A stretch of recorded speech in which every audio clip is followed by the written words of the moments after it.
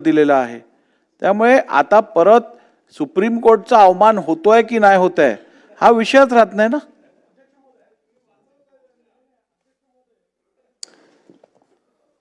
राज्यमंत्री महोदयांनी खूप स्पष्ट सांगितलेलं आहे, मग याच्यात काही कन्फ्युजनच नाही आहे। मेरिटवर कुठे कॉम्प्रोमाइजच नाही याच्यामध्ये। मुळात काय होतं, आपण जर बघितलं तर 4 पद्धतीने लोक यायचे। त्यातली एक पद्धत होती उच्च न्यायालय किंवा दुय्यम न्यायालयांमध्ये किमान 3 वर्ष अधिवक्ता म्हणून अनुभव। दुसरं किमान 3 वर्ष सरकारी अभियोक्ता किंवा सरकारी अधिवक्ता म्हणून अनुभव। तिसरं किमान 3 वर्ष विविध न्याय विभागात विधी सहाय्यक पेक्षा कमी दर्जा नसलेल्या पदाचा अनुभव। चौथं नवीन विधी पदवीधारक सर्व परीक्षा प्रथम प्रयत्नात उत्तीर्ण अंतिम वर्षात किमान 55% गुण। आणि पाचवं विधी पदवी प्राप्त केल्यानंतर धर्मदाय संघटनेत लिपिक टंकलेखकापेक्षा कमी दर्जा नसलेल्या पदावर 3 वर्षाचा अनुभव। अशा 5 पद्धतीने ह्या नियुक्त्या व्हायच्या।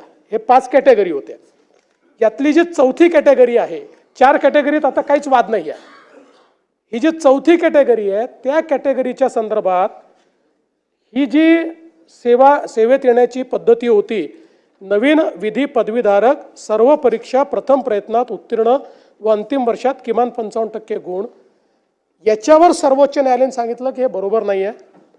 तुम्ही स्पर्धा परीक्षेतनं यांना घ्या, बस एवढंच आहे याच्यामध्ये। आता स्पर्धा परीक्षेतनं घ्या, स्पर्धा परीक्षा दिल्यानंतर म्हणजे जो 55% नाही 75% वाला 80% वालाच येणार आहे त्याच्यामध्ये। त्यामुळे याच्यामध्ये जे सुधीर भाऊंनी विचारलं, हो हा कंटेम्प्ट होईल। 60% केलं तरी कंटेम्प्ट होय, कारण त्याची पद्धती मी सांगतो, त्याची पद्धती त्यांनी सांगितली आहे, तुम्हाला टक्केवारीवर डायरेक्ट घेता येणार नाही, तुम्हाला स्पर्धा परीक्षेतून घ्यावं लागेल अशा पद्धतीनं त्यांनी सांगितलंय। त्यामुळे तुम्ही 60 करा, 55 करा, 75 करा, everything will be contempt, everything will be against supreme courts order. कारण असं आता घेताच येणार नाही तुम्हाला। घ्यायचं असेल स्पर्धा परीक्षा घ्या, स्पर्धा परीक्षेत जो पहिला मेरिट असेल तो 1 नंबर, दुसरा असेल तो 2 नंबर, असंच तुम्हाला घ्यावं लागेल। आणि म्हणून अतिशय सोपं आणि सिंपल बिल आहे। मेरिट कमी होत नाही आहे, मेरिट कमी होत नाही आहे। जसं MPSCच्या परीक्षेमध्ये आपण ज्यावेळेस स्पर्धा परीक्षा होती MPSCची सगळे देतात, त्या स्पर्धा परीक्षेमध्ये एखादा 12वी मध्ये 80% मिळवणारा नापास होतो आणि एखादा 12वी मध्ये त्या ठिकाणी 50% मिळवणाराही मेरिटमध्ये येतो आणि MPSC पास होतो। अशा पद्धतीनं सुप्रीम कोर्टाने सांगितलेलं आहे। याच्यामुळे